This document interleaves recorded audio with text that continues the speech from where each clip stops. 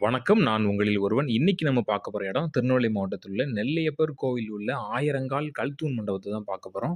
இது நெல்லையப்பர் கோவில் உள்ள அம்பாள் சன்னதியில தான் அந்த கல்தூண் மண்டபம் இருக்கு. ஆயிரங்கால் கல்தூண் மண்டபம். இந்த இடத்துல தான் அம்பாளுக்கு திருக்கல்யாணம் நடக்கும்.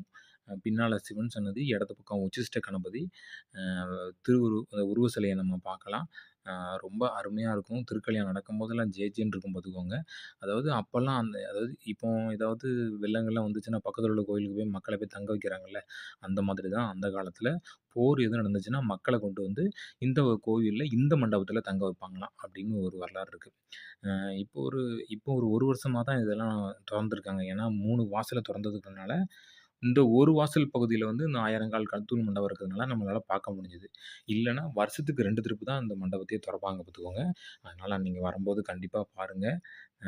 பிடிச்சிருந்தா லைக் பண்ணுங்க, சப்ஸ்கிரைப் பண்ணுங்க, சப்போர்ட் பண்ணுங்க. நன்றி, வணக்கம்.